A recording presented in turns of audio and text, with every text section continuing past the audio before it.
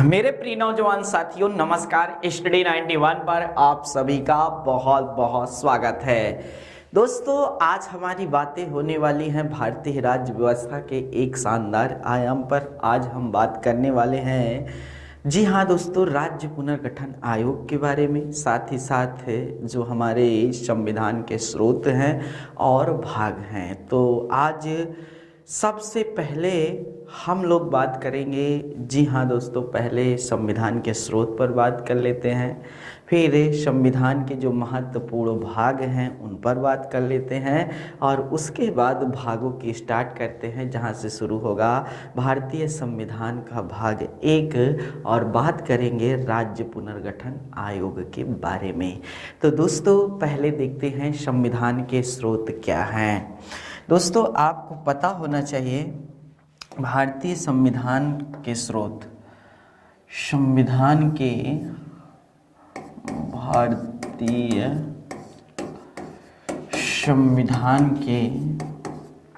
संविधान के स्रोत। तो दोस्तों, आपको पता होना चाहिए कि जो सबसे महत्वपूर्ण है, क्या है यहाँ बातें, कि भारतीय संविधान को उधार का संविधान कहा जाता है। क्या कहा जाता है? भारतीय संविधान को उधार का संविधान कहा जाता है। इसलिए आपको पता होना चाहिए कि जो भारतीय संविधान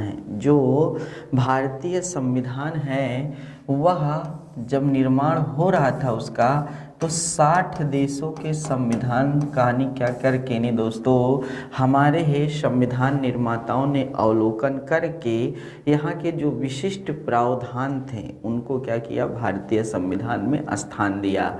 लेकिन दोस्तों, इसमें बहुत सुधार किया उन्होंने। देश की स्थिति और परिस्थिति जो हमारे देश की जनता के, जी हाँ दोस्तों, अनुकूल थी, उसके अनुसार क्या किया, डाला।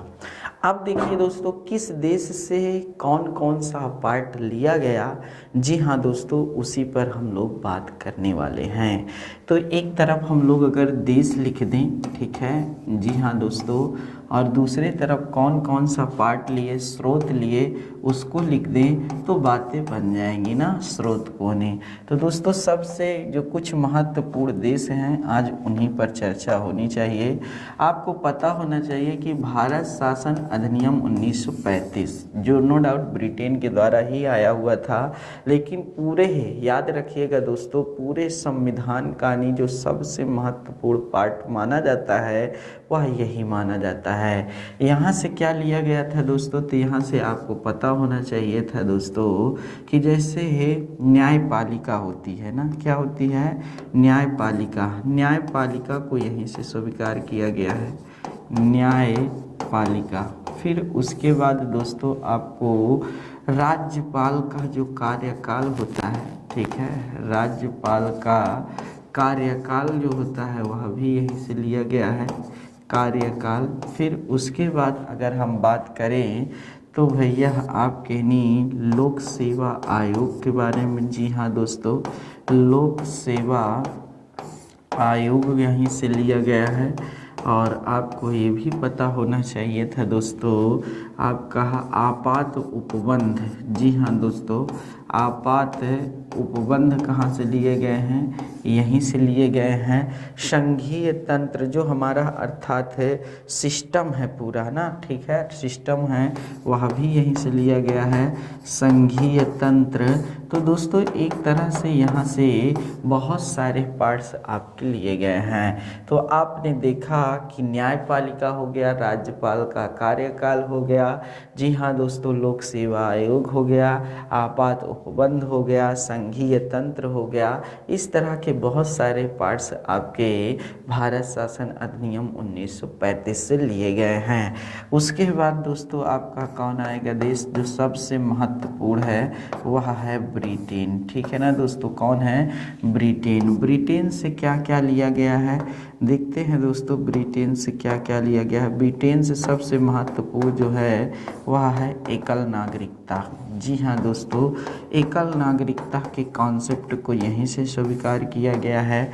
फिर उसके बाद है संसदीय व्यवस्था, जी हाँ दोस्तों, संसदीय व्यवस्था जो है यहीं से आपको स्वीकार किया गया है। फिर उसके बाद आपके नहीं पता होना चाहिए विधि का शासन, ठीक है, विधि का शासन भी यहीं से लिया गया है। और आपका पता होना चाहिए था दोस्तों विधि के शासन के साथ साथ है, विधि के शासन के साथ साथ यहाँ से आपका नहीं, जी हाँ, द्विसदनात्मक व्यवस्था, द्विसदनात्मक व्यवस्था यहीं से ली गई है, याद रखने वाली बातें हैं, ठीक है।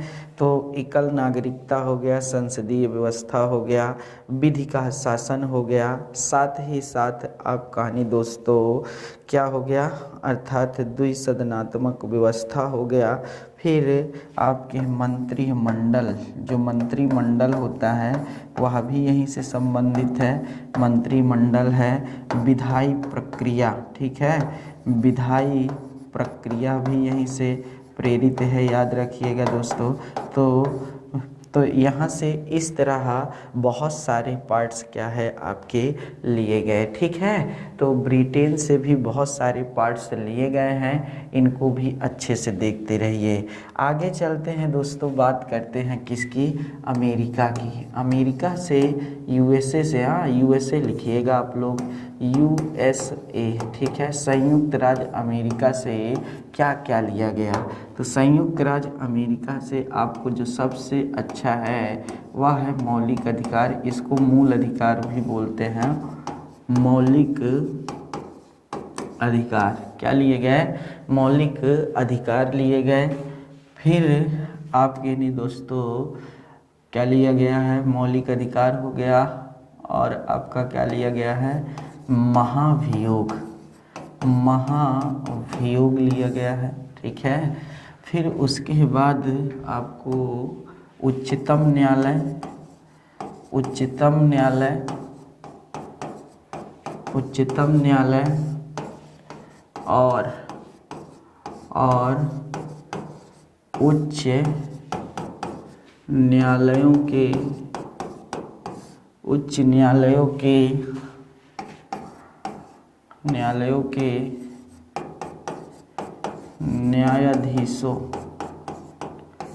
न्यायाधीशों को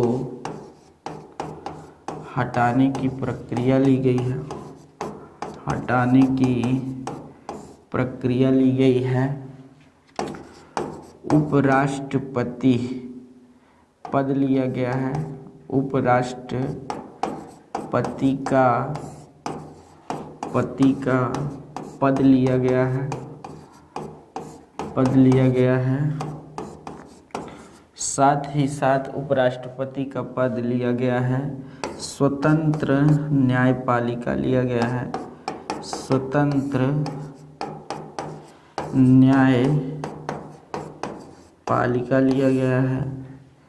फिर विधि का संरक्षण यही से लिया गया है, विधि का संरक्षण, याद रखिएगा। तो इस तरह दोस्तों आपने देखा कि यहाँ से बहुत सारे पार्ट्स लिए गए हैं, मौलिक अधिकार, महाभियोग, उच्चतम न्यायालय और उच्च न्यायालयों के न्यायाधीशों को हटाने की प्रक्रिया, उपराष्ट्रपति का पद, स्वतंत्र न्यायपालिका और विधि का संरक्षण।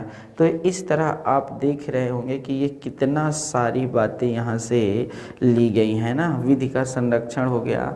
और आपका एक और आ रहा है याद हमें, न्यायिक पुनरावलोकन, न्यायिक पुनरावलोकन, ठीक है, यहीं से लिया गया है। तो इस तरह आपने देखा कि कितनी सारी बातें यूएसए के संविधान से क्या किया गया है, स्वीकार किया गया है, ठीक है, यूएसए के संविधान से स्वीकार किया गया है। आगे देखिए अगला देश भैया आयरलैंड, जहाँ से बहुत बार प्रश्न बनते हैं वह आयरलैंड। यही 3 देशों से ज़्यादातर आज तक प्रश्न बने हैं, यूएसए, ब्रिटेन और आयरलैंड, यहाँ से ज़्यादातर प्रश्न बने हैं। फिर बहुत ज़्यादा कभी कभी तो यूएसए वाले पार्ट से तो आता ही आता है, बहुत ज़्यादा अगर डीप में जाएगा तो फिर आपके सोवियत संघ से है, और दक्षिण अफ्रीका, फिर ऑस्ट्रेलिया, बस इतने से ही प्रश्न देखने को मिले हैं। तो आयरलैंड से क्या लिया गया है दोस्तों? आयरलैंड से आप कहानी जो लिया गया है वह राज्य के नीति निदेशक तत्व लिया गया है। राज्य के नीति निदेशक तत्व लिया गया है, ठीक है। राज्य के नीति निदेशक तत्व लिया गया है, ठीक है। साथ ही और क्या लिया गया है? राष्ट्रपति की निर्वाचन पद्धति ली गई है। राष्ट्रपति की निर्वाचन पद्धति, निर्वाचन प्रक्रिया बोल दीजिए या पद्धति बोल दीजिए। और साथ ही राज्यसभा में सदस्यों का मनोनयन यहीं से लिया गया है, ठीक है। जो मनोनीत सदस्य होते हैं राज्यसभा में कुल कितने? 12, वह यहीं से लिए गए हैं। राज्यसभा में जो 12 सदस्य मनोनीत होते हैं दोस्तों, वह यहीं से लिए गए हैं। तो यहाँ से भी आप देख सकते हैं ना, अच्छे से नहीं, इनको भी ध्यान दीजिएगा, बहुत महत्वपूर्ण है, ठीक है। चलिए आगे, चलिए आगे देखते हैं दोस्तों। अगला है कनाडा, ठीक है। एक एक करके बातें कर रहे हैं ताकि आपको अच्छे से समझ में आ जाए। अब देखिए दोस्तों, कनाडा से भी कई बार प्रश्न बनता है, ऐसा नहीं कि नहीं बनता है, यहाँ से भी प्रश्न देखने को कई बार मिले हैं। तो क्या मिले हैं कनाडा से? नहीं, कनाडा से जो लिया गया है वह संघीय व्यवस्था लिया गया है, ठीक है। क्या लिया गया है? संघीय व्यवस्था लिया गया है। फिर उसके बाद जी हाँ दोस्तों, राज्यपालों का नियुक्ति, राज्यपालों की नियुक्ति, ठीक है। राज्यपालों की नियुक्ति जो राज्यों में होती है वह भी यहीं से संबंधित है। और अवशिष्ट शक्तियाँ केंद्र में निहित होंगी, ये बात भी यहीं से ली गई है। अवशिष्ट शक्तियाँ केंद्र में निहित होंगी, केंद्र में निहित होंगी, यह बात भी यहीं से ली गई है, ठीक है।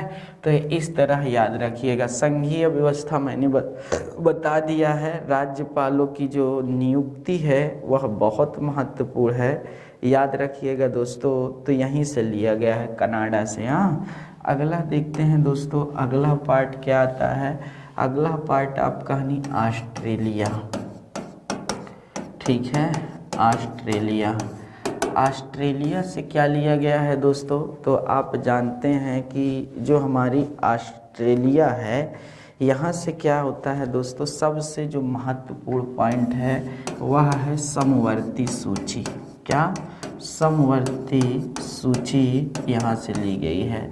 साथ ही साथ आपको पता होगा संयुक्त अधिवेशन, संयुक्त अधिवेशन जब दो सदनों के बीच में जब दोनों सदनों के बीच में विवाद हो जाता है तो संयुक्त अधिवेशन बुलाया जाता है राष्ट्रपति द्वारा अनुच्छेद 108 के तहत। तो आपको देखे होंगे कि यह भी ऑस्ट्रेलिया से ही लिया गया है। कहाँ से लिया गया है? ऑस्ट्रेलिया से ही लिया गया है। तो यहाँ से भी कई बार प्रश्न देखने को मिलते हैं, ऑस्ट्रेलिया से कई बार प्रश्न आ जाते हैं। अभी हाल ही में आपको बता दें, जो बीएड एंट्रेंस एग्ज़ाम हुआ था तो वहाँ पर एक प्रश्न पूछा था कि इनमें से वह कौन सा देश है जो 2 सदनीय नहीं है, और उसमें 4 ऑप्शन थे, अमेरिका, ब्रिटेन, पाकिस्तान और साथ ही साथ ऑस्ट्रेलिया। तो दोस्तों इसमें से आपका जो ऑस्ट्रेलिया है इसमें द्विसदनात्मक व्यवस्था नहीं है। द्विसदनात्मक व्यवस्था जैसे अपने यहाँ लोकसभा और राज्यसभा, जी हाँ, ब्रिटेन में house of Lord, house of Commons. तो इस तरह दोस्तों वहाँ पर नहीं है, तो इसलिए यहाँ से भी प्रश्न देखने को मिलता है, ठीक है। तो देखते रहिएगा, जानते रहिएगा। अगला जर्मनी, जर्मनी से इतना महत्वपूर्ण है नहीं, लेकिन लिख लीजिए। जर्मनी से क्या आता है दोस्तों, आपातकाल के समय, आपातकाल के समय मूल अधिकारों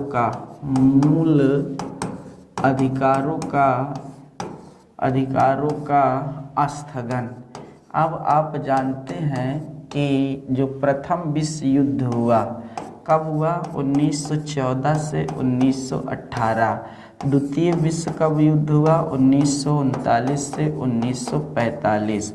दोनों कहाँ के जन्मदाता थे दोस्तों, तो जर्मनी ही थे। और जर्मनी अगर था तो दोस्तों जाहिर सी बात है कि यहाँ के लोगों का क्या होगा, मौलिक अधिकार जरूर से जरूर छीनेगा जब देश की स्थिति भयावन होगी। तो याद रखिएगा, तो इसलिए दोस्तों इन्होंने मौलिक अधिकार में क्या है, जो कटौती का प्रावधान बहुत अच्छा किया।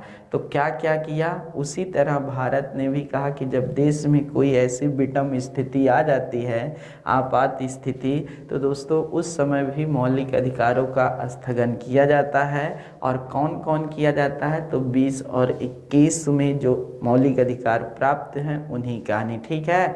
19 का कब अधिकार हनन होता है या दिया जाता है, वह मैं आपको बताऊंगा आगे पार्ट में। तो जर्मनी के बारे में भी आपने देखा।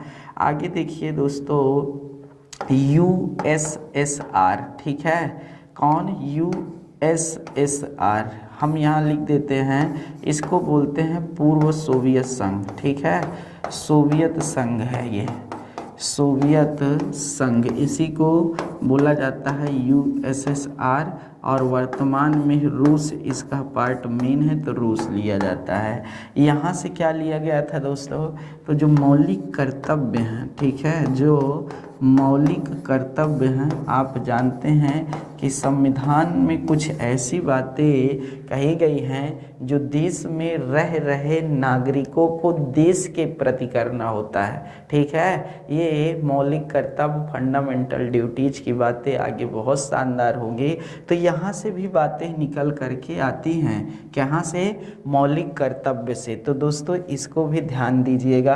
तो पूर्व का जो सोवियत संघ है, कभी कभी सोवियत संघ ना दिया, क्योंकि इसका 1991 के पास में क्या होता है दोस्तों, विखंडन हो जाता है। आज जो मध्य एशिया नज़र आ रही है दोस्तों, वह यही की देन है। तो इस तरह आप यहाँ से भी देख सकते हैं ना। जी हाँ दोस्तों, साथ ही साथ जो प्रस्तावना में न्याय दिया है, ठीक है, प्रस्तावना में जो न्याय दिया है, न्याय वह कहाँ से आया है, तो न्याय भी यहीं का है, ठीक है।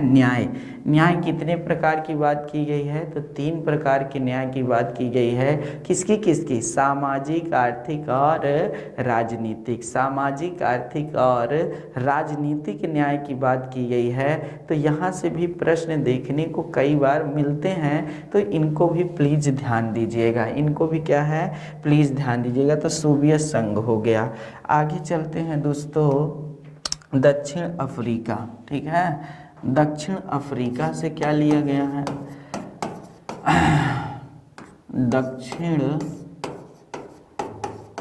अफ्रीका, दक्षिण अफ्रीका क्या है दोस्तों, तो दक्षिण अफ्रीका से आपको जो सबसे महत्वपूर्ण है वह है संविधान संशोधन। क्या, संविधान संशोधन। देखिए दोस्तों, हम लोग जब संविधान संशोधन की बात भारत में करेंगे, तो अभी तक भारत में कुल 104 संविधान संशोधन हो चुके हैं। कब, क्यों, कैसे, क्या हुआ है, ये सारी बातें की जाएंगी। और आपको हम बता दें, अनुच्छेद 368 में कितने प्रकार से संविधान संशोधन की बात की गई है, और भारतीय संविधान में कितने तरह से संशोधन होता है, इन सारी बातों पर आगे हम लोग एक एक करके चर्चा करेंगे। क्यों सरकार पर रोक लगाई गई, ठीक है, सुप्रीम कोर्ट ने क्या कहा, तो इन सारी बातों पर हम लोग बात करेंगे, ठीक है। और साथ ही साथ यहाँ से क्या लिया गया था, राज्यसभा के सदस्यों का निर्वाचन, राज्यसभा के सदस्यों का, ठीक है, सदस्यों का निर्वाचन, याद रखिएगा। देखिए राज्यसभा के निर्वाचन जो सदस्य होते हैं वो निर्वाचित कहाँ से होंगे, कैसे होंगे, यह वहाँ से लिया गया, कहाँ, दक्षिण अफ्रीका से। और जबकि राज्यसभा के सदस्यों का मनोनयन, जबकि राज्यसभा के सदस्यों को जो मनोनीत करते हैं ना, मनोनीत किसके द्वारा, राष्ट्रपति द्वारा होते हैं ना, 12 सदस्य मंत्रिपरिषद के कहने से, वह आपके कनाडा से है ना, वो आपके कहाँ से है, कनाडा से है, वो बात दूसरी है। तो यहाँ दक्षिण अफ्रीका की बातें भी हम लोग बातें कर लिए हैं, तो दक्षिण अफ्रीका भी हो गया। ठीक है दोस्तों, आइए आगे देखते हैं दोस्तों, बात करते हैं किसके बारे में। अब धीरे धीरे तो सभी हो गए हैं, तो एक दो लोग और बचे, मतलब एक दो देश और हैं दोस्तों। कभी कभी हम हंसी मजाक भी करते हैं, तो उसको बुरा मत मानिएगा, ठीक है। यह स्वभाव में है मेरे कि हंसी मजाक करना चाहिए बच्चों के बीच में। आगे देखिए दोस्तों क्या है, जैसे अब कौन बचा है हमारा, फ्रांस। कौन बचा है, फ्रांस। फ्रांस से क्या लिया गया है दोस्तों, तो गणतंत्रात्मक व्यवस्था ली गई है ना। जी हाँ दोस्तों, गणतंत्रात्मक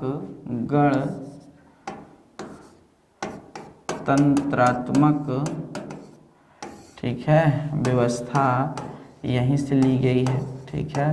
और साथ ही साथ प्रस्तावना में, ठीक है, प्रस्तावना में जो शब्द लिखा है क्या, स्वतंत्रता, समानता और बंधुत्व। क्या लिखा है, स्वतंत्रता, समानता और बंधुत्व।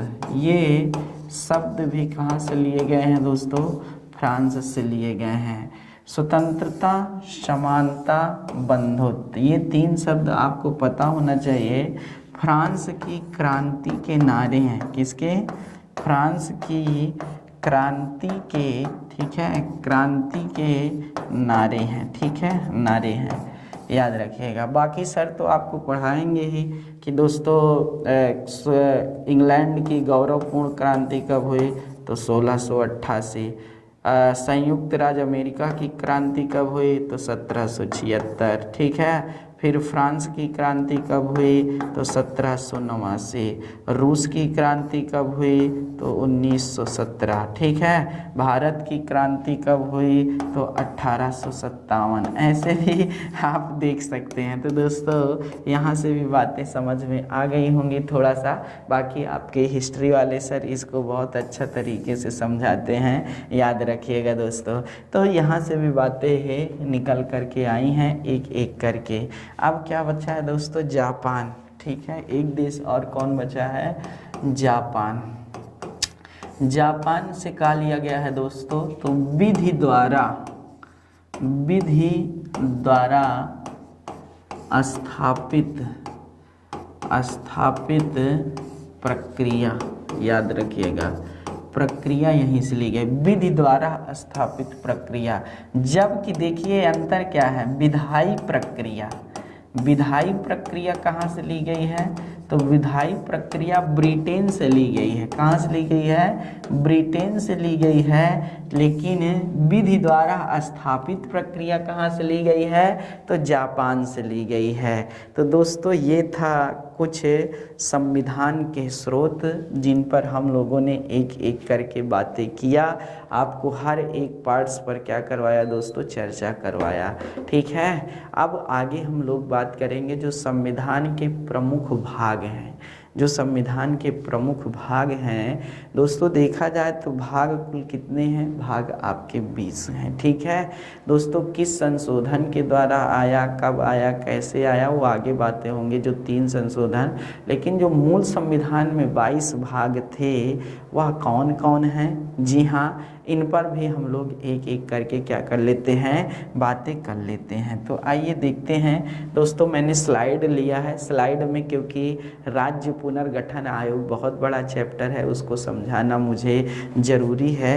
तो इस तरह दोस्तों आपको समझना चाहिए ना, राज्य पुनर्गठन आयोग को भी समझाना बहुत ज़रूरी है, यहाँ से बनता है। तो इसको ज़रूर से ज़रूर ध्यान दीजिएगा, ठीक है।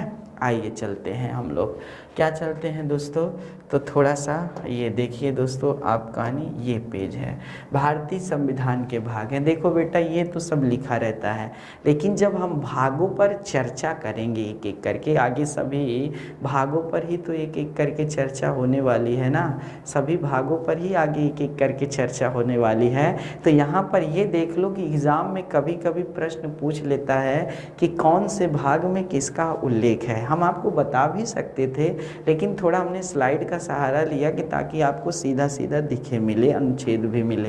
दोस्तों जैसे भाग 1 है तो भाग 1 में क्या है, संघ एवं उसका राज्य क्षेत्र है। भाग 2 है तो भाग 2 में क्या है, नागरिकता है। भाग 3 में क्या है, मौलिक अधिकार हैं। भाग 4 में क्या है, राज्य के नीति निर्देशक तत्व हैं। भाग 5 में क्या है, तो जी हाँ दोस्तों आपके जो संघ है उसके बारे में उल्लेख है।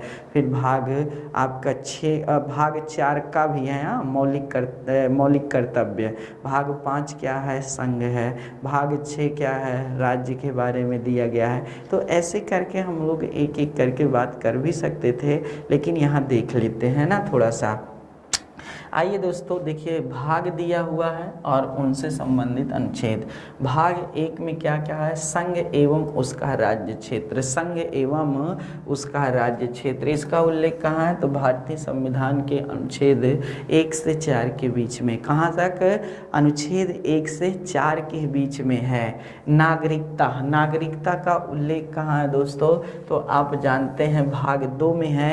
और कहाँ पर है, आपके नहीं दोस्तों 5 से 11 में है। दोस्तों इसका रोमन नंबर लिख करके आता है, तो कभी आ जाए तो दोस्तों ऐसे वाला याद रखिएगा। रोमन नंबर दिख रहा है, दिख रहा है, 3 है, ये 4 है, ये 5 है, ठीक है, ये सॉरी ये 4A है, 4A है, ये 5 है। तो ऐसे भी अगर लिख करके आता है तो देख लीजिएगा। मौलिक अधिकार, मौलिक अधिकार का उल्लेख जो है वो 12 से 35 के बीच में। कहाँ से है, 12 से 35। राज्य के नीति निर्देशक तत्व का उल्लेख कहाँ है, तो 36 से 51। फिर मौलिक कर्तव्य का उल्लेख कहाँ है, तो 51A। मौलिक कर्तव्य का उल्लेख कहाँ है, भाग 4A में मौलिक कर्तव्य है और इसका उल्लेख अनुच्छेद, जी हाँ दोस्तों 51 में है। संघ, संघ, जी हाँ दोस्तों संघ का उल्लेख भाग 5 में है। संघ का उल्लेख किस में है, भाग 5 में है। तो इस तरह दोस्तों आप समझ सकते हैं, संघ का उल्लेख कहाँ है, भाग 5 में है। और कहाँ से कहाँ तक है, तो 52 से 51 के बीच, 151 के बीच में है। 52 से 151 के बीच में है। अगला पार्ट क्या है दोस्तों, राज्य, राज्य का उल्लेख भाग 6 में है। 152 से लेकर के 237, ये भी बहुत महत्वपूर्ण है। जी हाँ दोस्तों, पहली अनुसूची के भाग खा जो राज्य से संबंधित थे उसको भाग 7 में था, अनुच्छेद 238 में, लेकिन अब हटा दिया गया है। संघ, जी हाँ दोस्तों राज्य क्षेत्र जो केंद्र शासित प्रदेश हैं उनका उल्लेख कहाँ तक है, अनुच्छेद 239 से लेकर के 242 तक है। लेकिन दोस्तों ये मोस्ट इम्पॉर्टेंट है, मोस्ट इम्पॉर्टेंट क्या, पंचायतें, ठीक है। पंचायतों का उल्लेख कहाँ है, तो भाग 9 में है। जी हाँ दोस्तों भाग 9 में है। अनुच्छेद 243 से लेकर के 243P तक में है, क्या, O तक में है, याद रखिएगा। कहाँ से कहाँ तक, अनुच्छेद 243 से लेकर के 243 ओ में है, याद रखिए ये ओ है, याद रखिएगा। मतलब कुल 16 अनुच्छेद संबंधित हैं। फिर 9 में है नगर पालिकाएँ, नगर पालिकाओं का उल्लेख 9 में है और इनका जो है दोस्तों वह अनुच्छेद 243P से है, ठीक है, ये ओ लिख दिए हैं, P से है 243ZG तक में। कहाँ तक, 243ZG तक में है दोस्तों, याद रखिएगा। नहीं कभी कभी अच्छा जैसे हिंदी में आ जाता है तो अनुच्छेद 243 तो है ये है, लेकिन यहाँ जो ओ का हिंदी दे देता है वह अड़ा होता है, ठीक है ना दोस्तों, याद रखिएगा। नहीं अगला क्या है, 10वीं है। 10वां भाग किससे संबंधित है, अनुसूचित जाति और जनजाति, मोस्ट इम्पॉर्टेंट है। 244 से लेकर 244 का तक है। फिर लिखा है संघ राज्य और उसके बीच संबंध है। जी हाँ दोस्तों, 245 से लेकर के 263 के बीच में है। 245 से लेकर के 263 के बीच में है। अगला क्या है दोस्तों, वित्त, संपत्ति, संपदाएं और वाद किससे संबंधित है? अनुच्छेद, जी हाँ दोस्तों, 264 से लेकर 300 का तक में है, भाग 12 है। संघ के राज्य क्षेत्र के भीतर व्यापार, वाणिज्य एवं समागम जो दोस्तों कहाँ है? अनुच्छेद 301 से 307 में है। फिर क्या है? संघ एवं उसके राज्य की अधीन सेवाओं का उल्लेख कहाँ है? अनुच्छेद 308 से लेकर 323 में है। अगला क्या है दोस्तों? निर्वाचन। निर्वाचन का उल्लेख मोस्ट इम्पॉर्टेंट भाग 15 है और इसका उल्लेख 324 से लेकर के 329 में है। ठीक है। कुछ वर्गों के संबंध में विषय उपबंध है 330 से लेकर के 342 के बीच में है। ठीक है। अगला क्या है? राजभाषा। राजभाषा का उल्लेख अनुच्छेद 343 से लेकर के 351 के मध्य में दिया गया है। आपात उपबंध अनुच्छेद 352 से 360 है। ठीक है। अनुच्छेद 352 से 360 है। प्रकरण 361 से लेकर के 367। ठीक है। संविधान संशोधन, संविधान संशोधन 368, अनुच्छेद 368। अस्थाई, जी हाँ दोस्तों, संक्रमणकालीन और विशेष उपबंध 300 क्या है दोस्तों? 69 से लेकर के 392। ठीक है। फिर लिखा है संक्षिप्त नाम, प्रारंभ हिंदी से प्राधिकृत पाठ और निरसन, तो अनुच्छेद 393 से लेकर के 395 तक। अब आप कहेंगे सर ये तो 22 भाग हैं, ऐसे भागों के नाम बताइए जहाँ से प्रश्न आ जाए और हम पास हो जाएं। तो जी हाँ दोस्तों, आप टोटल 10 भाग याद कर लीजिए, आप पास हो जाएंगे। कोई याद रखिए एग्ज़ाम में आपसे इससे बाहर प्रश्न जाएगा ही नहीं। पहले तो एक 21 भाग याद कर लीजिए, ये करंट का मुद्दा है और इसी 21 भाग के तहत आपको पता होना चाहिए जम्मू कश्मीर राज्य को जो है दोस्तों विशेष राज्य के दर्जे का प्रावधान प्राप्त था। ठीक है। क्योंकि आप देख रहे होंगे 369 से लेकर 392, तो इसी के बीच में 370 भी है, 371 भी है। तो यहाँ से भी अगर प्रश्न आता है तो देख लीजिएगा, ये है एक, तो ये हो गया मोस्ट इम्पॉर्टेंट। ठीक है। दूसरा है संविधान संशोधन, 2 हो गए। तीसरा है दोस्तों आपात उपबंध, 3 हो गए। चौथा है आपका राजभाषा। ठीक है। चौथा है आपका राजभाषा, ये हो गया। ठीक है। 4 तो ये हो गए भाई। आगे क्या है दोस्तों देख लेते हैं। फिर आपका निर्वाचन, 5 हो गया, 5 ये हो गया निर्वाचन। ठीक है दोस्तों, यहाँ से नहीं। और फिर उसके बाद आपका निर्वाचन आयोग, बिल्कुल ध्यान देना। फिर उसके बाद आपका आता है, जी हाँ दोस्तों, पंचायतें और जी हाँ नगर पालिका और पंचायतें, भाग 9 और भाग 9 का याद रखिएगा। और अनुसूचित जनजाति। ठीक है। तो 5, 3, 8 तो ये हो गए हैं। राज्य हो गया, जी हाँ दोस्तों, 9 हो गया।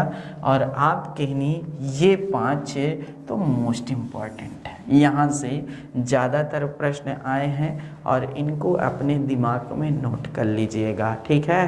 तो कुल मिलाकर 10 से 15 भाग ऐसे हैं जहाँ से हर बार प्रश्न देखने को मिले हैं, जिसमें से 10 मोस्ट इम्पॉर्टेंट जो अब की बार आने की संभावना है वह नागरिकता से आ सकता है, जी हाँ, मौलिक अधिकार से आ सकता है, साथ ही साथ आप कहनी भाग भाषा से आ सकता है, निर्वाचन आयोग से आ सकता है, संविधान संशोधन से आ सकता है, पंचायतें और नगर पालिकाओं से आ सकता है। तो इस तरह के प्रश्न इस बार देखने को ज़्यादा मिल सकते हैं।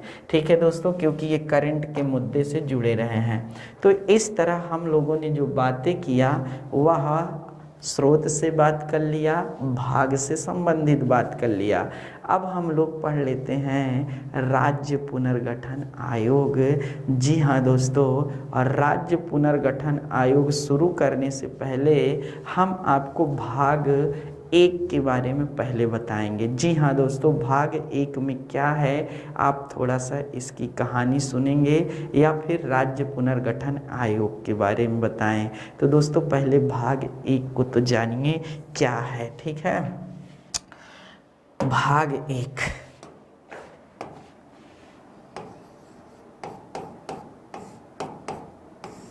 भाग 1 संघ और उसका राज्य क्षेत्र, संघ और उसका राज्य क्षेत्र। अब देखिए दोस्तों, संघ और उसका राज्य क्षेत्र से मतलब क्या है? संघ और उसका राज्य क्षेत्र से मतलब क्या है, यहाँ से समझने वाली बातें हैं, ठीक है दोस्तों। देखते हैं क्या है महत्वपूर्ण बातें, बहुत शानदार। जी हाँ दोस्तों, तो अनुच्छेद कितने से कितना तक? अनुच्छेद 1 से 4 इससे संबंधित है। कितना? अनुच्छेद 1 से 4। अब पहले अनुच्छेद की बात करते हैं। अनुच्छेद नंबर 1 क्या कहता है? अनुच्छेद 1, जी हाँ दोस्तों, अनुच्छेद 1 में किस बात का उल्लेख है, ठीक है। देखिए दोस्तों, अनुच्छेद 1 में लिखा है भारत अर्थात इंडिया राज्यों का संघ होगा। जी हाँ दोस्तों, और साथ ही साथ है उसके केंद्र शासित प्रदेशों का भी उल्लेख इसी में है। तो भाग अनुच्छेद 1 में साफ साफ लिखा है, ठीक है, क्या? भारत, ठीक है, दैट इज इंडिया, ठीक है। क्या है? भारत अर्थात इंडिया राज्य और उसके संघ शासित प्रदेशों का उल्लेख किस में मिलता है? तो भाग 1 में मिलता है और अनुच्छेद 1 में मिलता है, ठीक है। तो अनुच्छेद 1 में क्या कहता है? भारत अर्थात इंडिया, इंडिया राज्यों का संघ होगा। साथ ही इसमें संघ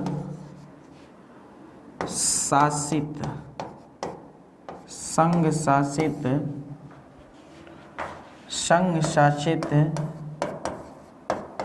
प्रदेशों का उल्लेख है, ठीक है। संघ शासित प्रदेशों का क्या है? उल्लेख है। तो इस तरह दोस्तों आपने देखा कि ये कितना महत्वपूर्ण बात है। भारत अर्थात इंडिया राज्यों का संघ होगा, साथ ही इसके संघ शासित प्रदेशों का उल्लेख इसी में है। अब देखिए दोस्तों, भारत राज्यों का संघ होगा, ठीक है, भारत अर्थात इंडिया। 2 पॉइंट मैं आपको बताना चाहता हूँ। भारत नो डाउट्स क्या है? राज्यों का संघ है, और कोई भी राज्य भारत से अब अलग नहीं हो सकता है दोस्तों।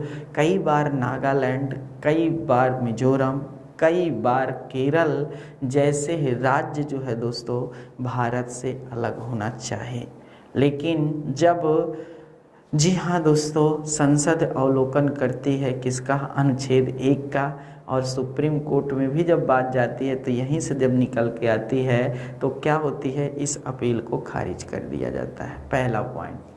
दूसरा पॉइंट ये है दोस्तों, अभी हाल ही में आपने क्या देखा है कि इंडिया शब्द को लेकर के विवाद था। इंडिया शब्द को लेकर के विवाद बना हुआ था, 2019 की घटना है ये, जब कहा गया कि भैया इंडिया शब्द को क्या किया जाए, जो भारतीय संविधान के अनुच्छेद 1 में बात कही गई है उसको हटा दिया जाए। क्या किया जाए? उसको हटा दिया जाए। और क्यों हटा दिया जाए? क्योंकि आज भी इस शब्द से ऐसा लगता है कि हम यूनानियों के गुलाम हैं। जी हाँ दोस्तों, तो ऐसे शब्द है, जब सुप्रीम कोर्ट में यह मामला गया तो सुप्रीम कोर्ट ने कहा भाई भारत के बहुत सारे नाम हैं, भारत के नाम आर्यावर्त है, भारत का नाम भारतवर्ष है, भारत का नाम भारत का देश है, भारत का नाम जम्मू द्वीप है, भारत का नाम हिंदुस्तान है, भारत का नाम इंडिया है, तो किसको किसको आप हटाएंगे? ठीक है ना दोस्तों, कहाँ नहीं, अनुच्छेद 1 से हटा दीजिए। कहाँ देखिए, यह नाम भारत को मिला है तो भारत की शोभा को बढ़ाता है, कोई इसमें गुलामी नहीं, मानसिक सोच से उभरना चाहिए। तब इस अपील को क्या कर दिया गया, खारिज कर दिया गया। ठीक है, पहला पॉइंट। दूसरा पॉइंट ये है दोस्तों, वर्तमान में पहले भारत के 2 जून 2014 से लेकर, ठीक है, 2 जून 2014 से लेकर के आपको पता होना चाहिए दोस्तों, भारत में 29 राज्य थे, क्योंकि इसी दिन तेलंगाना अस्तित्व में आया था, आंध्र प्रदेश से अलग होकर। ठीक है, आंध्र प्रदेश से नहीं, अलग होकर के तेलंगाना अस्तित्व में आया था। ठीक, अब 29 राज्य थे, लेकिन क्या होता है दोस्तों, 5 अगस्त 2019 को घोषणा होती है कि भैया जो जम्मू कश्मीर राज्य है वह राज्य नहीं रहेगा, अंततः उसे 2 केंद्र शासित प्रदेशों में विभक्त किया जाता है। भारतीय इतिहास में पहली बार ऐसा हुआ है, याद रखना दोस्त, भारतीय इतिहास में ऐसा पहली बार हुआ है। तो 31 अक्टूबर 2019 को आधिकारिक रूप से क्या होता है, जम्मू कश्मीर 2 केंद्र शासित प्रदेशों में विभक्त होता है, जिससे एक, जी हाँ दोस्तों, राज्य कम हुआ और वर्तमान में 28 राज्य हुए। अब बात आई है संघ शासित प्रदेशों की, तो संघ शासित प्रदेशों की संख्या पहले 7 थी, लेकिन 31 अक्टूबर 2019 को क्या होता है दोस्तों, नया 2 केंद्र शासित प्रदेश आते हैं, जिससे संख्या पहुंचती है 9। लेकिन फिर क्या होता है, फिर आपको बता दें कि 2020 के प्रारंभ में संसद में संशोधन हुआ, और संशोधन के बाद आपका जो दमन दीव है, ठीक है, दमन व दीव, जब हम संविधान संशोधन पढ़ाएंगे तो वहाँ इसका नाम जरूर आएगा, संविधान संशोधन, दमन व दीव को क्या किया जाता है, दादर व नगर हवेली के साथ मिला दिया जाता है। किसमें, नगर हवेली के साथ मिला दिया जाता है। ठीक है, मिला दिया जाता है, याद रखिएगा, मिला दिया जाता है। ठीक, तो यहाँ से भी बातें देखने को मिलती हैं, कई बार ऐसे प्रश्न बनते हैं जिसको लेकर के लगातार प्रश्न बहुत अच्छे से आते हैं। ठीक है दोस्तों, तो यहाँ से भी बातें आपको समझ में आ गई होंगी, इनको बढ़िया से देख लीजिए। ठीक है, आगे चलते हैं दोस्तों, आगे बातें करते हैं बहुत शानदार। ठीक है, ये तो अनुच्छेद 1 हो गया, अब अनुच्छेद 2 देख लेते हैं। अनुच्छेद 2 क्या कहता है, अनुच्छेद 2 में आपको पता होना चाहिए, इसमें लिखा है कि संसद के पास वह पावर है, ठीक है, संसद के पास वह पावर है कि वह नए राज्यों का प्रवेश और उनकी स्थापना कर सकती है। ठीक है, संसद के पास, संसद कानून बनाकर, ऐसे लिखा है, संसद कानून बनाकर नए राज्यों का प्रवेश, नए राज्यों का प्रवेश या उनकी स्थापना कर सकती है, उनकी स्थापना कर सकती है। जी हाँ दोस्तों, तो नए राज्यों का प्रवेश या फिर उनकी स्थापना कर सकती है, यह सिर्फ और सिर्फ संसद को पावर है। किसको पावर है, संसद को पावर है, कानून बना करके ऐसा वह कर सकती है। ठीक है दोस्तों, तो ध्यान देने वाली बातें हैं। जी हाँ दोस्तों, फिर देखिए जो मोस्ट इम्पॉर्टेंट अनुच्छेद है वह है अनुच्छेद 3। ठीक है, लिख तो रहे हैं ना, नोट करते चलिएगा, नहीं बाद में कहिए सर हम ऐसे टीचर हैं कि हम कभी भी हर एक पॉइंट हर एक बात को सोचते हैं आप तक। जी हाँ दोस्तों, लिखवा करके दें ताकि आप क्या है अपनी नोट्स को भी कंप्लीट कर सकें और आने वाली परीक्षा में नहीं। जी हाँ दोस्तों, ये क्रैश कोर्स है, अच्छे से जो निचोड़ है सिर्फ उन्हीं पर बातें हो रही हैं, कहने का मतलब। और विशेष करके नहीं जो बड़े एग्ज़ाम में यूपीएसआई आ रहा है उसको विशेष करके ध्यान में रख करके यह पूरा क्रैश कोर्स कराया जा रहा है। ठीक है ना दोस्तों, और इसमें आरओ की बातें भी सम्मिलित हो जाती हैं, तो याद रखने वाली बातें हैं। लोग आरओ यूपीएसआई ये ऐसे हैं दोस्तों कि जो लगभग बराबर जैसे नज़र आते हैं। ठीक है, तो यहाँ से भी आप देख सकते हैं विशेषकर यूपीएसआई के छात्र। तो देखिए दोस्तों क्या है अगला, देखिए संसद कानून बनाकर, संसद कानून बनाकर संसद कानून बनाकर क्या कर सकती है दोस्तों, संसद कानून बनाकर नए राज्यों का निर्माण कर सकती है। क्या कर सकती है, नए राज्यों का निर्माण कर सकती है। याद रखिएगा, निर्माण कर सकती है या गठन कर सकती है, याद रखना कर सकती है।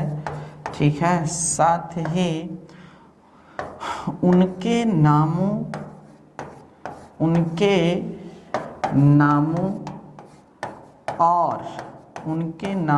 और सीमाओं में परिवर्तन कर सकती है। ठीक है, सीमाओं में परिवर्तन कर सकती है। ठीक है, कर सकती है। जी हाँ दोस्तों, तो यहाँ पर आपने देखा होगा ये कितनी बातें हैं, मधुर बातें हैं। जो सिक्किम है देखे होंगे आप लोग यहाँ पर सिक्किम के बारे में, तो सिक्किम आखिर भारत का सह राज्य बना, फिर बाद में राज्य बना पूर्ण। ये सारी बातें आगे होंगी, बातें आपको टेंशन नहीं लेने की ज़रूरत है। लेकिन दोस्तों इसी तरह ना हुआ, नामों में परिवर्तन हो जाता है, उत्तरांचल का नाम उत्तराखंड हो जाता है। जी हाँ, यूनाइटेड प्रदेश का उत्तर प्रदेश हो जाता है। आपको पता होना चाहिए बम्बई का मुंबई हो जाता है, मद्रास का चेन्नई हो जाता है, मैसूर कहानी जी हाँ दोस्तों कर्नाटक हो जाता है। तो ये नाम में भी परिवर्तन तो हो रहा है। तो यह सब किसके पास पावर है, संसद के पास है। संसद ही कानून बना करके ऐसा कर सकती है, संसद ही कानून कर सकती है, याद रखिएगा दोस्तों। जो अनुच्छेद 4 है, ठीक है, अनुच्छेद 4 है, उसमें क्या है, जो अनुच्छेद 2 है और अनुच्छेद 3 है उनके उपबंधों में क्या है, संशोधन करने की प्रक्रिया की बात की गई है। ठीक है, और साथ ही साथ आपको बता दें जो साधारण बहुमत से संशोधन होता है ना, जी हाँ दोस्तों, वह यहीं से उल्लेख मिलता है। कहाँ पर, अनुच्छेद 4 में ही उल्लेख मिलता है। तो इसको भी आप अच्छे से समझ सकते हैं, इसको भी आप क्या कर सकते हैं, अच्छे से समझ सकते हैं। तो दोस्तों ये थी बहुत शानदार जानकारी, क्या बहुत शानदार जानकारी। तो इसको भी आप अच्छे से नोट कर सकते हैं जहाँ तक मैं जानता हूँ।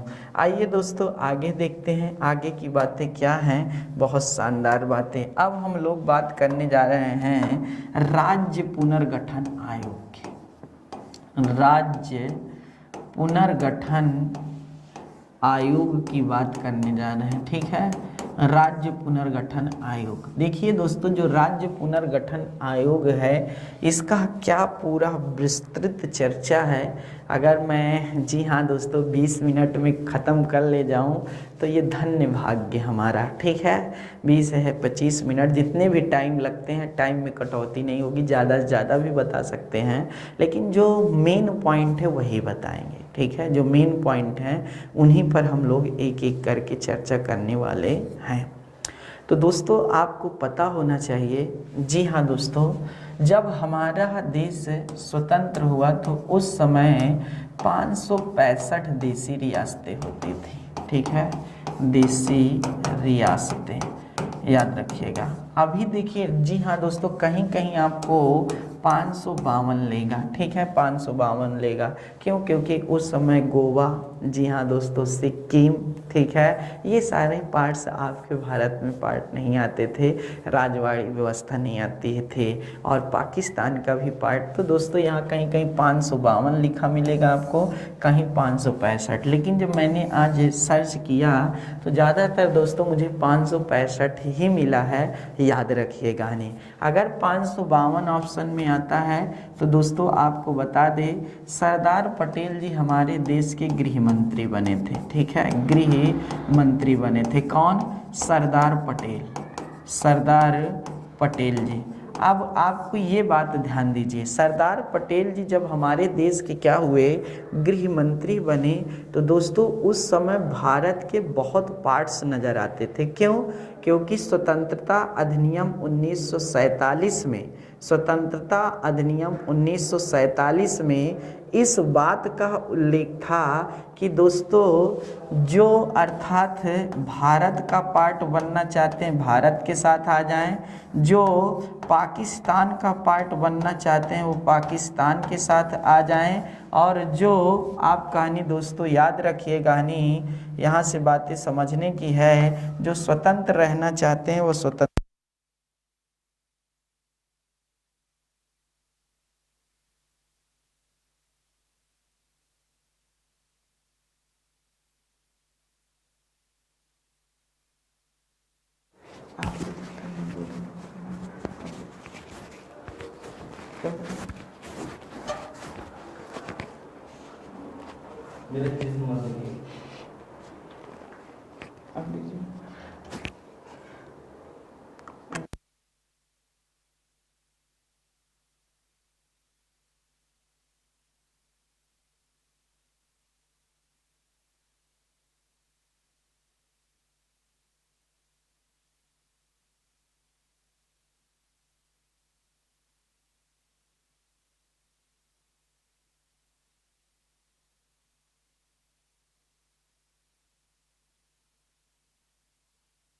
दोस्तों आपने देखा कि गृह मंत्री सरदार पटेल भारत, जी हाँ दोस्तों, तो सरदार पटेल जी हमारे देश के पहले गृह मंत्री हुए, भारत, पाकिस्तान, और साथ ही साथ स्वतंत्रता अधिनियम 1947 में एक बात और लिखी थी दोस्तों, जो आपकी मोस्ट इम्पॉर्टेंट थी, जो स्वतंत्र रहना चाहते हैं वो स्वतंत्र भी रह सकते हैं, ठीक है, जो स्वतंत्र रहते हैं, स्वतंत्र रहना चाहते हैं वह स्वतंत्र भी रह सकते हैं, ठीक है, जो स्वतंत्र रहना चाहते हैं वह स्वतंत्र भी रह सकते हैं। यहाँ से भी बातें आप समझ सकते हैं। अब क्या हुआ दोस्तों, सरदार पटेल को याद रखिएगा दोस्तों, ऐसे ही महान पुरुष नहीं कहा जाता है। अगर आज सरदार पटेल, जी हाँ दोस्तों, गृह मंत्री ना होते तो शायद देश की स्थिति कुछ और ही होती। सरदार पटेल ने, जी हाँ दोस्तों, जिसके साथ प्रेम जैसा व्यवहार करना चाहिए प्रेम से किया, जिसके साथ कठोरता से व्यवहार करना चाहिए था कठोर से किया। तो दोस्तों जो जैसे लायक था उसके साथ वैसा किया सरदार पटेल जी ने, याद रखिएगा। और जी हाँ दोस्तों, और जो 565 देसी रियासतें थी, अगर ये अलग होते तो आज जो एक भारत श्रेष्ठ भारत बना, जी हाँ दोस्तों, भारत 565 टुकड़ों में विभक्त होता। बाप रे, देशों की संख्या तो एशिया में, जी हाँ दोस्तों, कितना हो जाती पता नहीं। पाकिस्तान जैसे, बांग्लादेश जैसे देश आए, उसी तरह अन्य पार्ट भी आते, तो यहाँ से भी बातें आपको समझना चाहिए था। तो दोस्तों ये 3 पार्ट हुए। अब क्या होता है, सरदार पटेल ने आह्वान किया और 562 जो देसी रियासतें थी वह क्या हुई दोस्तों, इसमें मिली। कितनी? 562 देसी रियासतें क्या होती हैं, इसमें मिलती हैं, लेकिन 3 देसी रियासतें भारत में विलय नहीं की, ठीक है। 3 देसी रियासतें क्या हुई दोस्तों, भारत में जब विलय नहीं करती हैं तब समस्या उत्पन्न होती है। और कौन कौन नहीं है दोस्तों 3 इसमें, तो एक है जूनागढ़, ठीक है, जूनागढ़ नहीं मिला, दूसरा क्या है दोस्तों, हैदराबाद, हैदराबाद नहीं है। और तीसरा जो है दोस्तों आपका नहीं, जी हाँ, जम्मू कश्मीर, ठीक है, जम्मू कश्मीर नहीं मिला। अब देखिए दोस्तों, जूनागढ़, हैदराबाद, जम्मू कश्मीर, ये बातें अपने आप में बहुत महत्वपूर्ण है, ठीक है। तो जूनागढ़ का नवाब कौन था, हैदराबाद का नवाब कौन था, जम्मू कश्मीर का राजा कौन था, ये बातें भी निकल करके आती हैं, ठीक है ना दोस्तों। तो यहाँ पर पता होना चाहिए, जूनागढ़ जो गुजरात वाले पार्ट में है, जी हाँ दोस्तों, तो यहाँ पर कौन था दोस्तों, तो मोहम्मद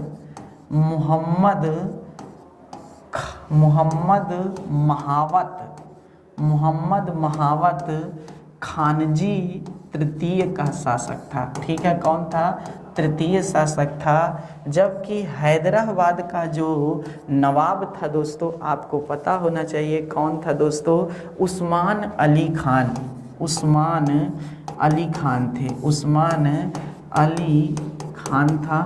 और साथ ही आप कहने जो जम्मू कश्मीर के थे वह राजा हरि सिंह थे। कौन थे, राजा हरि सिंह थे। यहाँ से भी बातें हैं। देखिए दोस्तों, मोहम्मद महावत खानजी तृतीय, उस्मान अली खान, राजा हरि सिंह। अब क्या होता है, यहाँ से बातें समझने को है, यहाँ से बातें क्या हैं, समझने को है, जो मोस्ट इम्पॉर्टेंट है। देखिए दोस्तों, क्या है, मोहम्मद महावत खानजी तृतीय, क्या हुआ भैया, जब सरदार वल्लभ भाई पटेल इनके पास जाते हैं और कहते हैं कि क्या है कि आप भारत में विलय क्यों नहीं किए, तो इन्होंने कहा कि देखिए सर, हमारे जो राज्य की जनता है, जो हमारा क्षेत्र आता है, वो जनता भारत के साथ विलय नहीं होना चाहती, विद्रोह कर देगी। तब सरदार पटेल ने जी कहा, ठीक है भाई, आप जनमत संग्रह करवाइए, और अगर आपके राज्य की ही जनता क्या होती है, आवाज़ उठाती है और आपके पक्ष में बात रखती है कि नहीं हम स्वतंत्र रहना चाहते हैं, तब क्या है दोस्तों, आप स्वतंत्र रह लीजिएगा, नहीं ठीक है, स्वतंत्र रह लीजिएगा। नहीं तो फिर आपको अगर जनमत संग्रह में जिसकी तरफ मत जाएगा उसी की तरफ आपको निर्णय लेना पड़ेगा। कहाँ ठीक है, दोनों लोगों में समझौता होता है। अंततः सरदार पटेल दिन रात एक करके वहाँ पर भाषण दिए, जी हाँ, पूरा पावर लगाया, जनता को समझाया कि एक भारत श्रेष्ठ भारत कैसा होगा, क्या होंगे उनके अधिकार, कैसे मिलेगी उनको पावर, सारी बातें बताई उनको, ठीक है। अंततः क्या होता है दोस्तों, जनमत संग्रह कराया जाता है। 50% क्या, बहुत ज़्यादा लोग मत भारत के पक्ष में दिए और एक भारत श्रेष्ठ भारत के निर्णय में आए, ठीक है ना दोस्तों। तो कहने का मतलब यहाँ जनमत संग्रह के माध्यम से, जनमत संग्रह के माध्यम से क्या किया गया दोस्तों, विलय करा लिया गया, किसका, जूनागढ़ का। अब मामला फंसा हैदराबाद का, मामला हैदराबाद का। उस्मान अली खान मानने को तैयार नहीं, उस्मान अली खान मानने को तैयार नहीं और वह भारत में विलय नहीं करना चाहता था। जी हाँ दोस्तों, समस्या क्या थी, हैदराबाद में जो जनसंख्या थी वह हिंदू बहुल जनसंख्या है। आज भी आप तेलंगाना में देखेंगे तो हिंदू बहुल क्षेत्र है, ठीक है। तो यहाँ की जनसंख्या कैसी थी, जनसंख्या हिंदू थी और जो नवाब था वह मुस्लिम था। समस्या ये थी कि जनता भारत के साथ मिलना चाहती थी और नवाब मिलना नहीं चाहता था।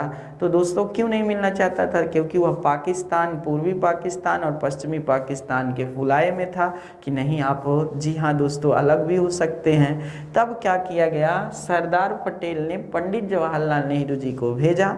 अंततः पंडित जवाहरलाल नेहरू जी खाली हाथ आए, बात ही नहीं सुना नवाब। तब क्या हुआ, सरदार पटेल स्वयं गए और उनके साथ क्रूरता से व्यवहार किया। कि मतलब एक तरह से क्रूरता का मतलब समझते हैं ना, बहुत ज़्यादा गुस्से में आकर के, नहीं ये नहीं कि उनको मार डाले, ये किए वो नहीं, ऐसा नहीं समझना। क्रूरता मतलब गुस्से में आकर के। तो दोस्तों निर्णय लिया, उन्होंने कहा कि अगर आपने, दोस्तों याद रखिएगा, भारत में विलय नहीं किया तो अंततः मजबूरन हमें क्या करना पड़ेगा, कार्यवाही करनी पड़ेगी और हमारी सेना आएगी, ज़बरदस्ती जी हाँ दोस्तों, आप से यह अधिकार लेगी, ठीक है, मतलब इस क्षेत्र को लेगी। वह मानने को चुपचाप बैठे रहे, मतलब कुछ नहीं बोले। अंततः जो सरदार पटेल जी थे वो क्या है दोस्तों, बोल करके आए, हम आपको इतना समय देते हैं, अगर इतने समय के अंदर आपने क्या है दोस्तों भारत में विलय नहीं कराया तो फिर तैयार रहिएगा। अंततः समय बीतता गया और उन्होंने ध्यान नहीं दिया। तब सरदार पटेल ने पुलिस कार्यवाही करवाई, और पुलिस जब वहाँ पर भारत की सेना पहुँचती है, पुलिस, जी हाँ दोस्तों, पुलिस कार्यवाही से जब पहुँचती है तो याद रखिएगा नहीं, पहले तो टक्कर लेता है, नवाब लड़ना चाहता है, लेकिन अंततः जान बचाकर बीवी को छोड़कर कुतिया लेकर के भागा था। ये समझ सकते हो, ये जानना चाहिए था आपको। राजा हरि सिंह की क्या समस्या थी दोस्तों? राजा हरि सिंह की समस्या यह थी कि जम्मू कश्मीर में मुस्लिम बहुल जनसंख्या थी, लेकिन राजा जो था वह क्या था दोस्तों, आपका नहीं, एक हिंदू था। तो समस्या ये थी कि राजा हरि सिंह के पास जब सरदार पटेल गए, माउंटबेटन गए विलय के लिए बोलने के लिए, तो राजा हरि सिंह चुपचाप बैठे रहे और दोस्तों बहाना बनाते थे। राजा हरि सिंह अय्याश प्रवृत्ति के व्यक्ति थे, ठीक है, और जब भी उनसे कोई मिलने जाता था तो बोलते थे हमारा पेट दर्द हो रहा है, जाकर बोल दीजिए, हम अभी नहीं मिल पाएंगे। ऐसे कई कारण हैं, ऐसे कई कारण हैं। तो इसके कारण आपको समझना चाहिए था, जब माउंटबेटन जाते हैं, सरदार पटेल जाते हैं, राजा हरि सिंह विलय पर कोई भी सहमति नहीं देते। उन्होंने कहा कि जब समय आएगा तो हम जम्मू कश्मीर का विलय भारत में करवा देंगे, लेकिन अभी हम नहीं हैं, अभी हम स्वतंत्र हैं। ठीक है, कहा ठीक है, कोई बात नहीं, चले आए सरदार पटेल गुस्सा करके नहीं, कहा ठीक है भाई। अब मोहम्मद अली जिन्ना भी पहुंचते हैं, और मोहम्मद अली जिन्ना जम्मू कश्मीर को अपना भाग बनाना चाहते थे, क्योंकि मुस्लिम बहुल क्षेत्र था। तो सोचे कि भाई राजा हरि सिंह, जी हाँ दोस्तों, कहीं ऐसा ना हो हिंदू शासक हैं और ये भारत पर विलय कर दें। काहे ऐसा हुआ? क्योंकि जब मोहम्मद अली जिन्ना राजा हरि सिंह के पास जाते हैं भारत के विलय को लेकर, तो सीधा मना कर देते हैं। तब मोहम्मद अली जिन्ना को ऐसा लगता है कि दोस्तों ऐसा ना हो कि राजा हरि सिंह भारत में विलय कर दें। जो भारत का आप ये पार्ट स्ट्रक्चर देखेंगे दोस्तों, तो भारत का कुछ ऐसा मैप है, ठीक है। इस पार्ट में, इस क्षेत्र में क्या होता है, बहुत बड़े कबालियों का समूह था। किसका? कबालियों का समूह था। और जब कबालियों का समूह था दोस्तों, उनको मोहम्मद अली जिन्ना ने क्या कहा कि हम आपको धन भी देंगे। क्यों ऐसा कहा? ऐसा इसलिए कहा, जब मोहम्मद अली जिन्ना आता है और अपने सेना प्रमुख को कहता है कि जम्मू कश्मीर पर हमला करिए और जम्मू कश्मीर को जीतना है, तब उन्होंने सीधा मना कर दिया। क्यों?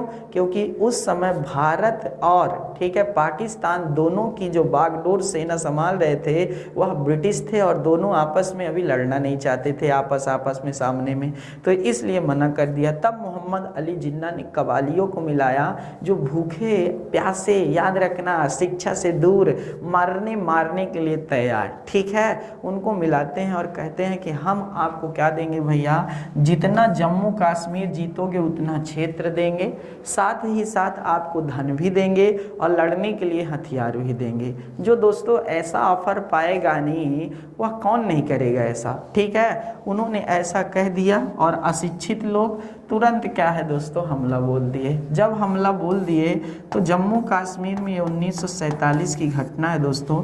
अंततः क्या होता है दोस्तों, धीरे धीरे जम्मू कश्मीर को जीतते हुए चले, आगे बढ़ने लगे। तब राजा हरि सिंह मुकाबला करना चाहते हैं, लेकिन पीछे हो जाते हैं। अंततः राजा हरि सिंह ने क्या किया भैया, संदेशा भेजा यहाँ पर, कहाँ, दिल्ली, कि भैया संभालिए, बचाइए। तब सरदार पटेल ने कहा हम किस उद्देश्य से बचाएं, हमारा आपका क्या संबंध है, हम आपको कैसे से बचाएं। आप अगर हमारे साथ मिलना चाहते हैं तो आप मिलिए, तब हम बचाने के लिए तैयार हैं, तब हम बचाने के लिए क्या हैं, तैयार हैं। आप देखे होंगे दोस्तों। तब अंततः क्या होता है, राजा हरि सिंह विवश होकर के विलय पत्र पर साइन करते हैं, भारत के विलय पत्र पर साइन करते हैं। जैसे ही साइन करते हैं सरदार पटेल जी क्या करते हैं दोस्तों, भारतीय सेना को भेजते हैं और यहीं पर इनको रोक लेते हैं। आज भी इतना क्षेत्र जो है, अब पूरे जम्मू कश्मीर का साइन किया है राजा हरि सिंह ने, लेकिन आज भी जो पीओके इतना जीत लिया, पाकिस्तान नहीं छोड़ रहा है। यही तो समस्या बनी है, पीओके पाक अधिकृत कश्मीर।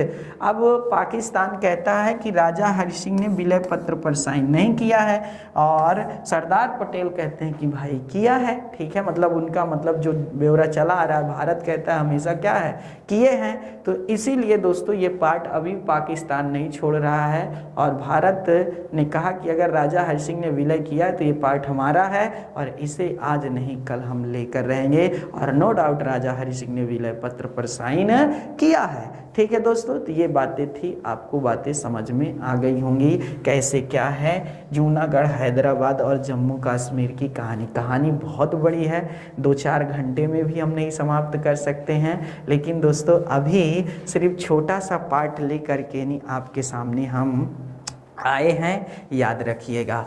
अब देखिए आगे क्या आती है दोस्तों, आगे कहानी चलते हैं, समझते हैं। अब भारत जब इतना स्ट्रक्चर बना तो दोस्तों आपको बता दें 1948 में क्या होता है, भारत के नहीं, जी हाँ दोस्तों, राज्य निकल कर के आते हैं। भारत के क्या है, राज्य निकल कर के आते हैं। और कुल कितने राज्य अस्तित्व में आते हैं दोस्तों, तो 29 राज्य अस्तित्व में आते हैं। इनको 4 भागों में बांटा गया। ठीक है, का, खा, गा और खा। का में, जी हाँ दोस्तों, जहाँ पर ब्रिटिश शासन का रूल था वहाँ पर दोस्तों याद रखिएगा नहीं, उसे का वर्ग में रखा गया ब्रिटिश में। इसी में आपका उत्तर प्रदेश भी था। ठीक है दोस्तों, याद रखिएगा। खा वर्ग में किसको लाया गया, खा वर्ग में आपको पता होना चाहिए दोस्तों, उन राज्य को मतलब लाया गया जहाँ पर विधान मंडल था और राजशाही व्यवस्था थी। कहाँ थी, राजशाही व्यवस्था थी। गा वाले में क्या रखा गया, जहाँ ब्रिटिश आयुक्त नियुक्त थे। ठीक है, ब्रिटिश आयुक्त थे, याद रखिएगा, आयुक्त और राजशाही थे। ठीक है दोस्तों, यहाँ पर ये पार्ट आया। और साथ ही आपको घा वर्ग में आपको पता होना चाहिए दोस्तों, अंडमान और निकोबार को रखा गया, अंडमान व निकोबार का रखा गया।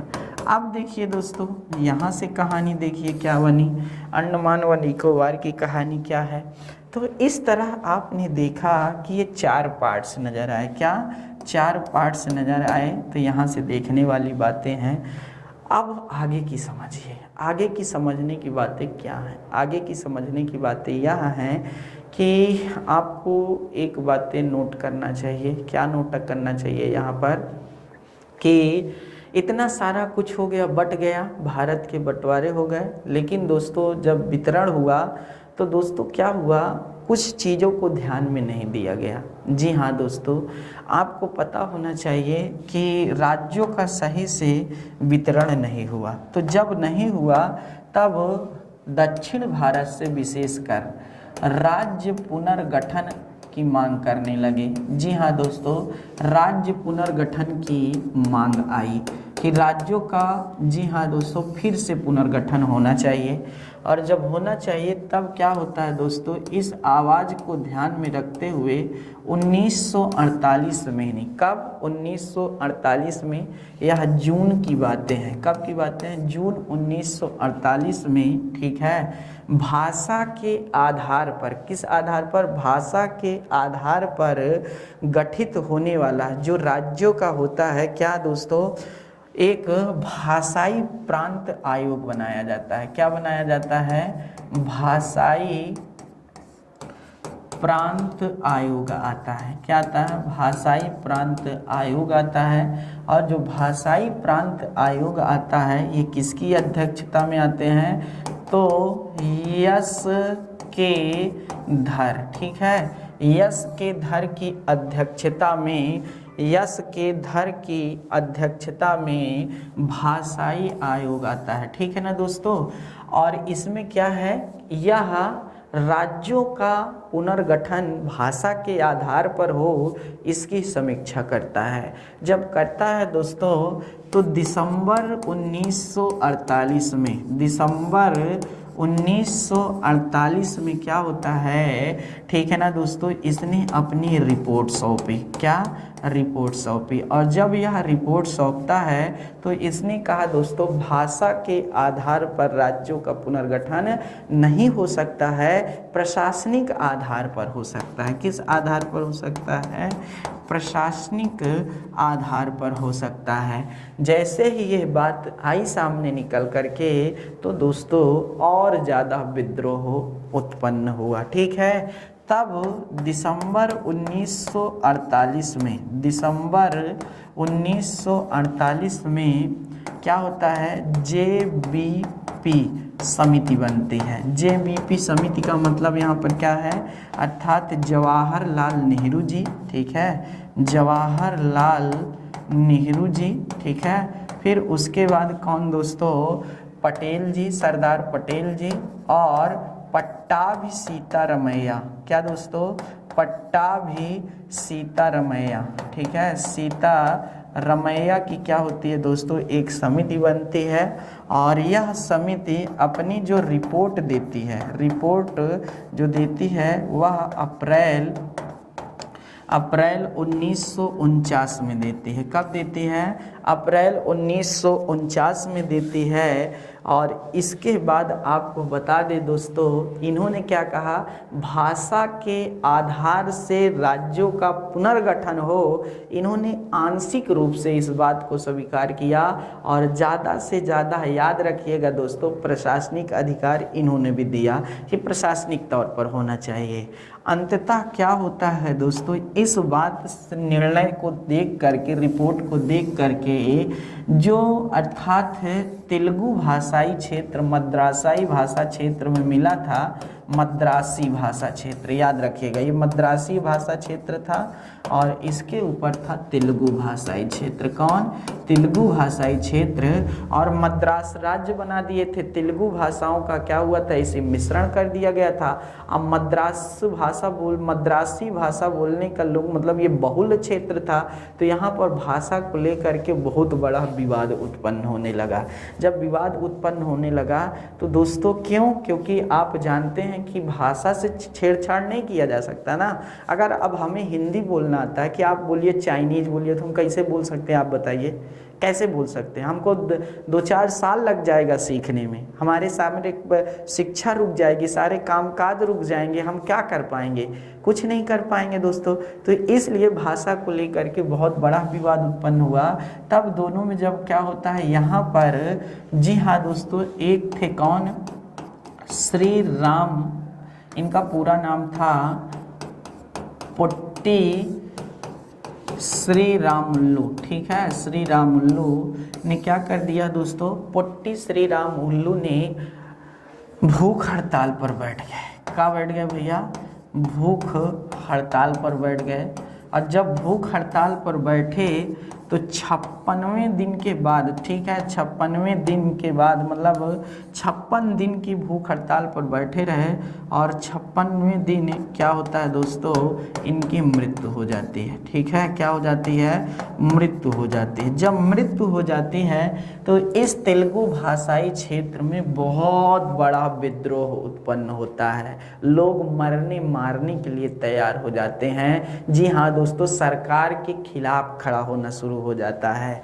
अब क्या होता है, सरकार विवश होकर 1953 ईस्वी में, ठीक है, जी हाँ दोस्तों, मद्रासी भाषा से, ठीक है, भाषा से तेलुगु भाषा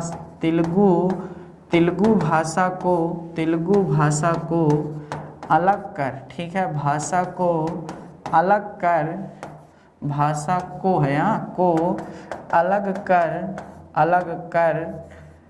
आंध्र प्रदेश, जी हाँ दोस्तों, आंध्र प्रदेश पहला राज्य बनता है। कितना? पहला राज्य बनता है, ये याद रखिएगा यहाँ से बातें। तो पहला राज्य कौन बनता है? आंध्र प्रदेश बनता है। और आंध्र प्रदेश भाषा के आधार पर गठित होने वाला पहला राज्य है जो मद्रासीय भाषा से अलग होकर तेलुगु भाषा के रूप में आया था। यहाँ तक बातें समझ में आई। अब देखिए दोस्तों क्या होता है, 1953 ईस्वी में ही 1953 ईस्वी में ही क्या किया जाता है? फजल अली आयोग बनाया जाता है। क्या बनाया जाता है? फजल अली आयोग। ठीक है, फजल अली आयोग आता है। जब फजल अली आयोग आता है तो दोस्तों अब क्या होता है, इसी के आधार पर क्या करने कि भैया अब भाषा के आधार पर क्या किया जाएगा? राज्यों का पुनर्गठन आयोग किया जाएगा। तो दिसंबर 1953 में 3 सदस्यीय राज्य पुनर्गठन आयोग आता है। कितना? 1953 ईस्वी में 3 सदस्यीय ठीक है राज्य पुनर्गठन आयोग आता है। ठीक है, राज्य पुनर्गठन आयोग आता है। कितना? 3 सदस्य। कौन कौन? फजल अली। ठीक है, फजल अली थे। साथ ही साथ आपके दूसरे जो दोस्तों जो कुंजरू जी थे। कौन थे? कुंजरू जी। इनका पूरा नाम क्या था? HN कुंजरू। HN कुंजरू। ठीक है, कुंजरू। ठीक है। और तीसरे जो थे दोस्तों वह आपको पता होना चाहिए, के एम पाणिक्कर। ठीक है, के.एम. पाणिक्कर जी थे। तो यह 3 सदस्यीय था और 3 सदस्यीय में जो फजल थे वह अध्यक्ष थे। कौन थे भैया? अध्यक्ष थे। तो यहाँ से देख लीजिए दोस्तों, 3 सदस्यीय राज्य पुनर्गठन आयोग आता है। फजल अली आयोग जिसका नाम दिया जाता है, क्यों? क्योंकि इसके अध्यक्ष फजल अली थे। HN कुंजरू, अन्य सदस्य के.एम. पाणिक्कर। अब ये लोग क्या होता है दोस्तों, पूरा रिपोर्ट देते हैं। क्या रिपोर्ट देते हैं? रिपोर्ट देते हैं कि भाषा के आधार पर जो राज्यों का गठन हो रहा है दोस्तों, उसके आधार पर इन्होंने कहा कि भाषा को भी ध्यान देना चाहिए, लेकिन इसमें प्रशासनिक भी ध्यान देना चाहिए। मतलब कई डाटाएं दिए, 4-4, 5-5 डाटा दिया कि कई पार्ट को ध्यान में देकर राज्यों का पुनर्गठन होना चाहिए। इसके आधार पर 14 राज्य और 6 केंद्र शासित प्रदेश आते हैं। कितना? 14 राज्य और 6 केंद्र शासित प्रदेश आते हैं और यहीं से शुरू होता है एक नया सिलसिला। जी हाँ दोस्तों, यहीं से शुरू होता है एक नया सिलसिला। देखिए दोस्तों, 1960 ईस्वी में, जी हाँ दोस्तों, बम्बई को 2 भागों में। क्यों?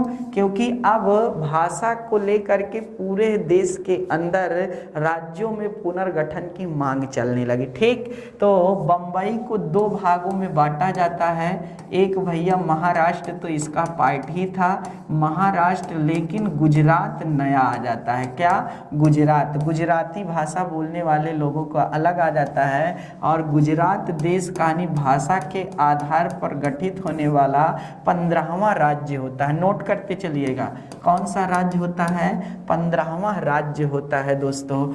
आगे क्या होता है दोस्तों? 15वां राज्य गुजरात के रूप में आ गया। फिर क्या है कि 1963 ईस्वी में जी हाँ, जो असम राज्य है और उसमें एक क्षेत्र था पेनसांग। जी हाँ दोस्तों, इससे अलग करके नहीं नागालैंड। कौन सा? नागालैंड भारत का 16वां राज्य अस्तित्व में आता है। कौन सा? 16वां राज्य अस्तित्व में आता है। फिर देखते जाइएगा दोस्तों, अब बारी बारी से चल रहे हैं एक एक करके नहीं। 1972 ईस्वी में, ठीक है ना दोस्तों, उसके बाद भी एक राज्य आया था, आपको पता होना चाहिए था, पंजाब से अलग होकर के। कब दोस्तों? यह कहानी कब की है? तो 1966 में पंजाब से अलग होकर 2 राज्य निकल करके आए। कौन कौन दोस्तों? एक आया हरियाणा, ठीक है, हरियाणा, और दूसरा आया हिमाचल प्रदेश, ठीक है, हिमाचल प्रदेश। हरियाणा भारत का 17वां राज्य और हिमाचल प्रदेश भारत का 28वां राज्य, ठीक है दोस्तों, 18वां राज्य हिमाचल प्रदेश। अब 1972 में क्या होता है? 1972 में, जी हाँ दोस्तों, 3 राज्य निकल करके आते हैं। कौन कौन यहाँ पर निकल करके आते हैं? तो ये पूर्वोत्तर भारत के तीनों राज्य हैं, जिनमें है दोस्तों मणिपुर। कौन है? मणिपुर है, त्रिपुरा है, ठीक है, त्रिपुरा है, और क्या है? मिजोरम है। जी हाँ दोस्तों, तो ये 3 राज्य अस्तित्व में आते हैं। मिजोरम है कि मेघालय है? तो दोस्तों पहले मेघालय आएगा, ठीक है, पहले मेघालय। ये 3 राज्य निकल के आते हैं। तो ये 19वां राज्य बना, ये 20वां राज्य बना, और यह 21वां राज्य बना, ठीक है, मेघालय। 22वां राज्य कौन बनता है दोस्तों? 35वें संविधान संशोधन। अच्छा, मेघालय किस संविधान संशोधन द्वारा भारत का राज्य बनता है? तो 22वां संविधान संशोधन, याद रखिएगा, ये प्रश्न आया हुआ है। 22वां संविधान संशोधन 1969 के द्वारा। अगला दोस्तों फिर आपका 72 के बाद क्या आएगा? अर्थात 1977 में, जी सॉरी 1975 में, ठीक है, 1975 में 35वें संविधान संशोधन कब आता है दोस्तों? याद रखिएगा 74 में आता है। लेकिन इस समय सिक्किम सिर्फ भारत का सह राज्य बनता है। जो 36वां संविधान संशोधन होता है 1975 में, इसके द्वारा सिक्किम भारत का क्या होता है दोस्तों? 22वां राज्य बनता है। कौन? सिक्किम भारत का याद रखिएगा दोस्तों 22वां राज्य बनता है। क्यों? क्योंकि 21वां मेघालय था। तो ये 22 राज्य सामने निकल करके आते हैं। कौन कौन आपके सामने हैं, ठीक है ना दोस्तों? तो इसको नोट कर लीजिए। अब यहीं पर ऊपर लिख दें क्या सभी को? ठीक है, एक ही पेज में रहे, आप लोग लिख लीजिएगा 1987 ईस्वी में। 1987 ईस्वी में 3 राज्य आते हैं। कौन कौन आता है? मिजोरम आता है, आपको पता होना चाहिए, मिजोरम, अरुणाचल प्रदेश और गोवा, ठीक है, मिजोरम, अरुणाचल प्रदेश, अरुणाचल प्रदेश और गोवा। गोवा 3 राज्य निकल कर आते हैं। मिजोरम जो है दोस्तों वह भारत का 23वां राज्य है, अरुणाचल प्रदेश भारत का 24वां राज्य है, और गोवा भारत का 25वां राज्य है 1987 ईस्वी में, ठीक है दोस्तों। तो इस तरह ये 3 राज्य आते हैं। फिर देखिए दोस्तों, यहाँ से अब पीछे ही मुझे जाना पड़ेगा, अगला पेज लेना पड़ेगा दोस्तों, माफ़ी चाहता हूँ। अगला पेज क्या है? 2000 ईस्वी में, ठीक है, नवंबर की एक कहानी है। 25 राज्य हो गए हैं दोस्तों, ठीक है। अब 2000 ईस्वी में क्या होता है? मध्य प्रदेश से अलग होकर के छत्तीसगढ़ राज्य आता है। कौन? छत्तीसगढ़ राज्य आता है, और ये भारत का 26वां राज्य बनता है। फिर उसके बाद दोस्तों उत्तर प्रदेश से अलग होकर, उत्तर प्रदेश से अलग होकर कौन राज्य आता है? याद रखिएगा, उत्तर प्रदेश से अलग होकर, ठीक है दोस्तों, उत्तर प्रदेश से अलग होकर कौन आता है? ठीक है, उत्तराखंड आता है। कौन आता है? उत्तराखंड आता है, और ये भारत का 27वां राज्य बनता है। कौन? 27वां राज्य बनता है। और साथ ही दोस्तों, ठीक है, आपके बिहार से अलग होकर झारखंड राज्य आता है। कौन? झारखंड राज्य आता है, और ये भारत का 28वां राज्य बनता है। ठीक, 29वां राज्य 2 जून 2014 को आता है। 2 जून 2014 को आंध्र प्रदेश से अलग होकर, किससे? आंध्र प्रदेश से अलग होकर तेलंगाना अस्तित्व में आता है। कौन आता है? तेलंगाना अस्तित्व में आता है। तो इस तरह की बातें भी आपको समझना चाहिए था, जानना चाहिए था। तो यहाँ तक की जो कहानी थी इसको भी हम लोगों ने समझा। ये था पूरा राज्य पुनर्गठन आयोग 31 अक्टूबर, जी हाँ दोस्तों, 2019 को जम्मू कश्मीर कश्मीर, ठीक है, आधिकारिक रूप से क्या होता है दोस्तों, 2 केंद्र शासित प्रदेश में बढ़ता है, एक जम्मू कश्मीर और एक लद्दाख, ठीक है। तब जो 29 राज्य थे, ठीक है, तेलंगाना कौन था, 29वां राज्य था ना, तो जो 29वां राज्य था वह 29 राज्य से संख्या घटकर आएगी, 29 में से एक जाएगी, तो 28 राज्य वर्तमान में हैं और 8 केंद्र शासित प्रदेश हैं। तो ये था दोस्तों पूरा राज्य पुनर्गठन आयोग, जिस पर हमने किया एक एक बात। जी हाँ, आपको समझ में आ गई होंगी। तो बहुत बहुत धन्यवाद दोस्तों, जय हिंद।